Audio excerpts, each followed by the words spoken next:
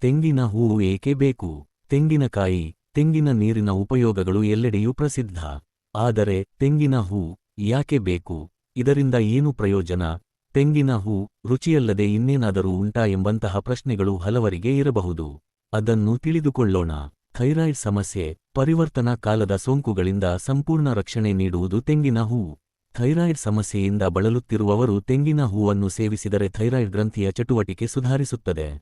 ಕೊಬ್ಬು ನಿಯಂತ್ರಣ, ತೆಂಗಿನ ಹೂ ಸೇವನೆಯಿಂದ ದೇಹದ ತೂಕವನ್ನು ನಿಯಂತ್ರಿಸಬಹುದು.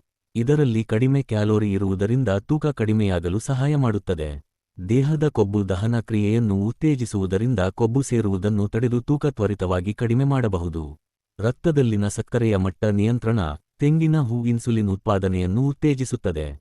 ಇದರಿಂದ ರಕ್ತದಲ್ಲಿನ ಹೆಚ್ಚು ಸಕ್ಕರೆಯ ಮಟ್ಟವನ್ನು ನಿಯಂತ್ರಿಸಬಹುದು. ಜೀರ್ಣಶಕ್ತಿಯ ಕೊರತೆ ಇದ್ದರೆ ತೆಂಗಿನ ಹೂ ಉತ್ತಮ ಔಷಧವಾಗುತ್ತದೆ. ಇದರಲ್ಲಿ ಇರುವ ಖನಿಜಗಳು ಮತ್ತು ವಿಟಮಿನ್ಗಳು ಹಸಿವಿನ ಮೇಲ್ವಿಚಾರಣೆ ಒದಗಿಸುತ್ತವೆ ಮತ್ತು ಬಲವರ್ಧನೆಗೆ ಸಹಾಯ ಮಾಡುತ್ತವೆ. ಮಲಬದ್ಧತೆ ಸಮಸ್ಯೆ ಬಗೆಹರಿಸುತ್ತದೆ. ತೆಂಗಿನ ಹೂ ಎಂದರೇನು? ನಾವು ಸಾಮಾನ್ಯವಾಗಿ ತೆಂಗಿನಕಾಯಿ ಮತ್ತು ತೆಂಗಿನ ನೀರನ್ನು ಬಳಸುತ್ತೇವೆ. ಆದರೆ ತೆಂಗಿನ ಹೂ ಎಂದರೇನು ಎಂದು ಕೆಲವರಿಗೆ ಸಂದೇಹ. ಬೆಳೆದ ತೆಂಗಿನಕಾಯಿಯೊಳಗಿನ ಹಣ್ಣಿನಲ್ಲಿ ರೂಪುಗೊಳ್ಳುವ ಬಿಳಿ ಗಟ್ಟಿಯಾದ ಭಾಗವೇ ತೆಂಗಿನ ಹೂ. ವೈದ್ಯರು ಸುರೇಶ್